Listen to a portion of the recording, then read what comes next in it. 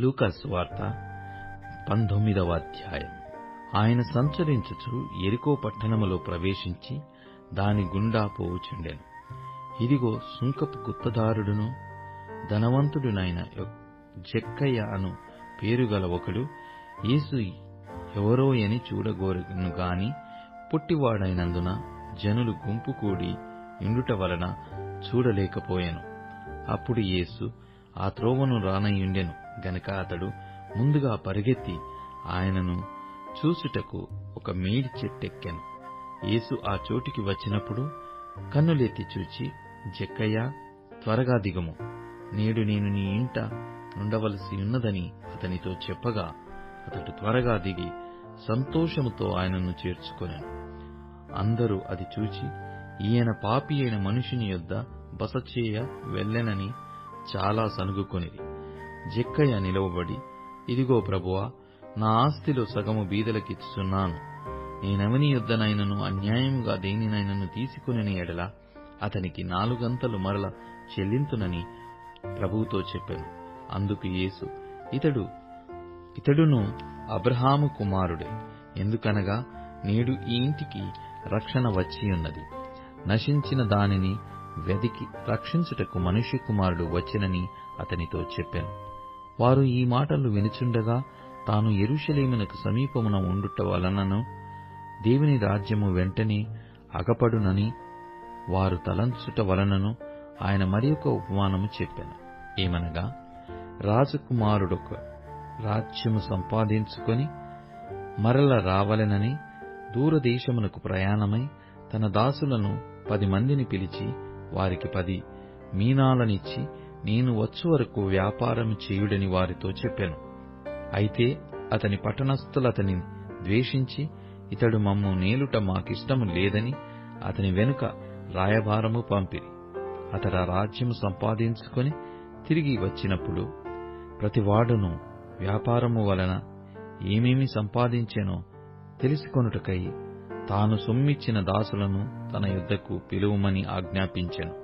మొదటివాడు ఆయన ఎదుటికి వచ్చి, అయ్యా, నీ మీనా వలన 10 మీనాలు లభించెనని చెప్పగా అతడు, భలా మంచి దాసుడా, నీవు ఈ కొంచెములో నమ్మకముగా ఉంటివి గనుక 10 పట్టణముల మీద అధికారివై యుండుమని వానితో చెప్పెను.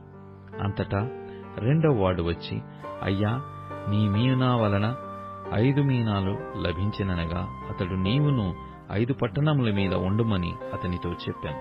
అంతటా మరి ఒకడు వచ్చి, అయ్యా, ఇదిగో నీ మీనా, నీవు పెట్టని దానిని ఎత్తికొని వాడవును, విత్తని దానిని కోయువాడవునై నా కఠినుడవు గనుక నీకు భయపడి దీనిని రుమాలున కట్టి ఉంచితినని చెప్పాను. అందుకతడు, చెడ్డదాసుడా, నీ నోటి మాటను బట్టియే నీకు తీర్పు తీర్చుదును.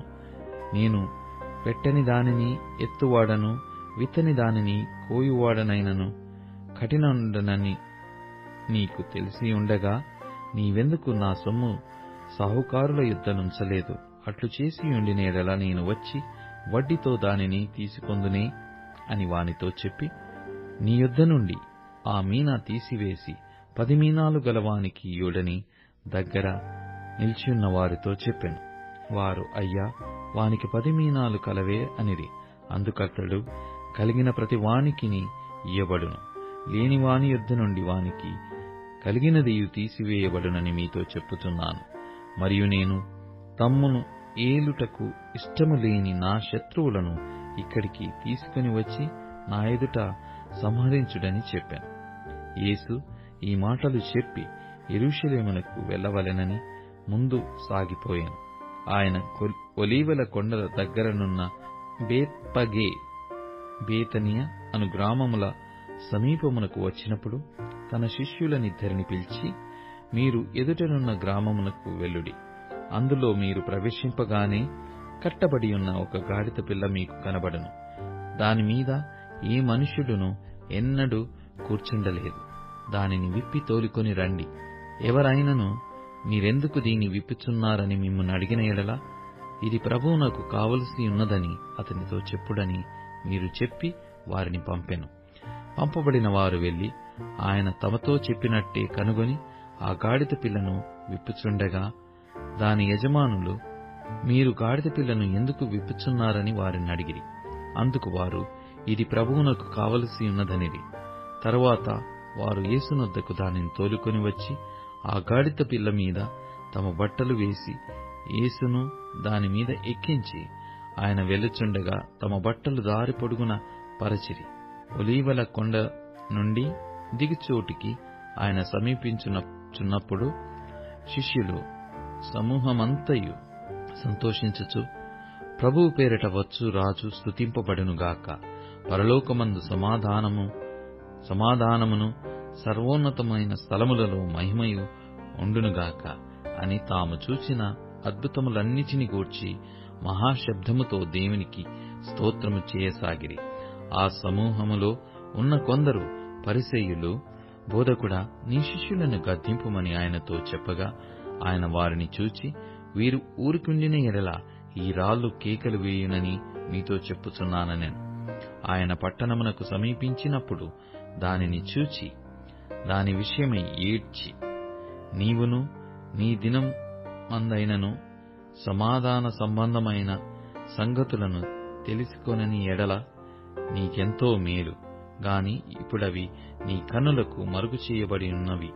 ప్రభువు నిన్ను దర్శించిన కాలము నీవు ఎరుగకుంటివి గనుక నీ శత్రువులు నీ చుట్టూ గట్టు కట్టి ముట్టడి వేసి అన్ని ప్రక్కలను నిన్ను అరికట్టి నీలోనున్న నీ పిల్లలతో కూడా నిన్ను నేల కలిపి నీలో రాతిమీద రాయి నిలిచియుండనీయనని దినములు వచ్చునని చెప్పెను.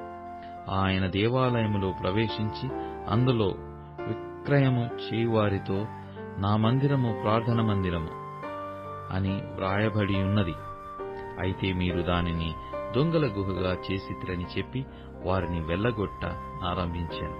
ఆయన ప్రతి దినమును దేవాలయములో బోధించుచున్నప్పుడు ప్రధాన యాజకులను, శాస్త్రులను, ప్రజలలో ప్రధానులను ఆయనను నాశనము చేయ చూచుచుండిరి గాని ప్రజలందరూ ఆయన వాక్యమును వినుటకు ఆయనను హత్తుకొని ఉండిరి కనుక ఏమి చేయవలెనో వారికి తోచలేదు.